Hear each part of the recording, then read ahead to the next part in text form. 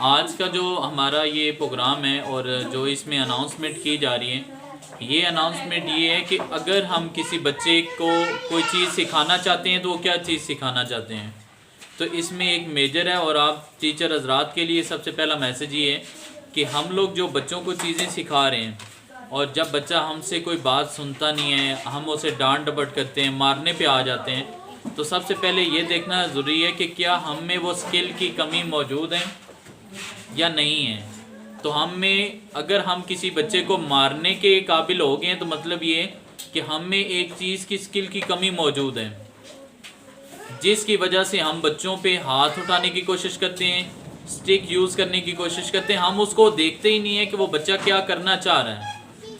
دیکھیں بچوں کی جو ایج ہے اس میں ہم لوگوں نے بچوں کو امپروو کرنا ہوتا ہے. بچوں کو امپروو کرنے کا سب سے پہلا اور بہتر طریقہ کار یہ ہوتا ہے کہ کوئی بھی اساتذہ اپنا ہاتھ یوز نہ کریں، اپنی سٹک کو یوز نہ کریں. یہ سب سے زیادہ مفید ہوتا ہے. آپ نے بچوں میں اگر ڈر پیدا کرنا شروع کر دیا تو بچوں نے ایک نہ ایک دن آپ کا جو ڈر ہے وہ ختم کر دینا ہے، اور انہوں نے کبھی سیکھنا نہیں ہے آپ لوگوں سے. اور یہ چیز آنے والے ٹائم میں بچوں کو آپ لوگوں سے بہت دور کر دے گی.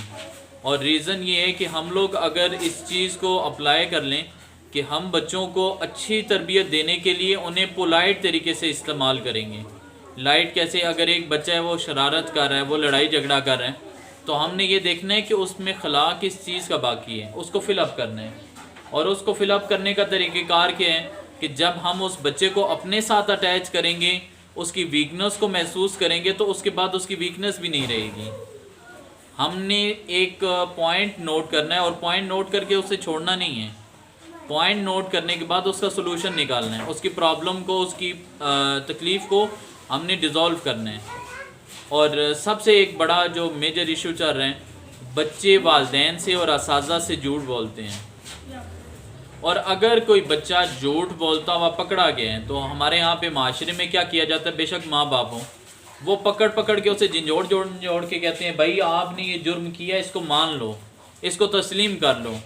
اب جب 14 دفعہ آپ کسی کو جھنجھوڑ کے کہیں گے آپ نے یہ جرم کیا ہے، آپ نے یہ مسٹیک کی ہے، تو اس نے مسٹیک ہی کی ہے، اس نے کبھی سدھرنا نہیں ہے.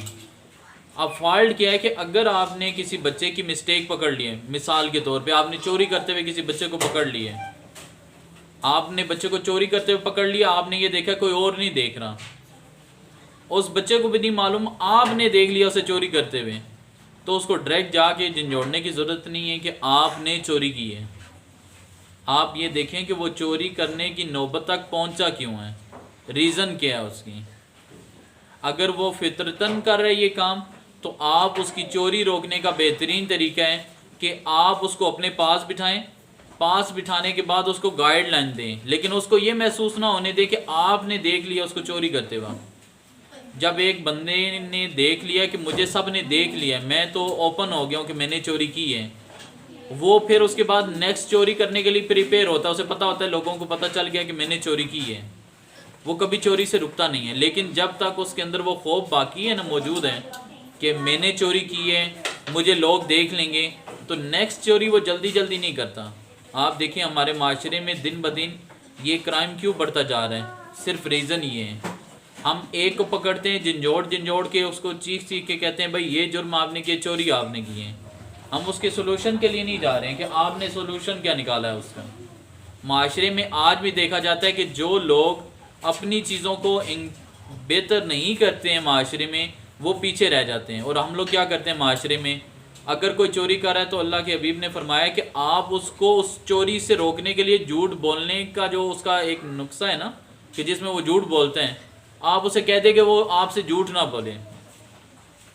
اگر وہ چوری کرے گا بھی نا، تو جب آپ سے وہ جھوٹ بول نہیں سکتا تو پھر وہ آپ سے سچ بولے گا، اور جب وہ خود سچ بولے گا نا، پھر اس کے بعد وہ چوری نہیں کر سکتا، جھوٹ نہیں بولے گا اور برے کام نہیں کر سکتا. ایک ہی معاشرے میں سب سے بڑی برائی ہے، وہ کیا ہے برائی؟ کہ ہم لوگ جھوٹ بولتے ہیں. جھوٹ کیسے بولا جاتا ہے؟ ہم اگر بڑے ہیں، ہم اپنے والدین کے پاس بیٹھے، ساری چیزیں ہیں، اب ہم نے موبائل اٹھایا ہوا ہے. میں اپنی مثال دیتا ہوں، میں نے موبائل اٹھایا ہوا ہے. مجھ سے پوچھتے ہیں کیا کر رہے ہیں، میں کہتا ہوں کچھ نہیں، سو رہا ہوں. کیا کر رہے ہیں؟ میں بیٹھا پڑھ رہا ہوں.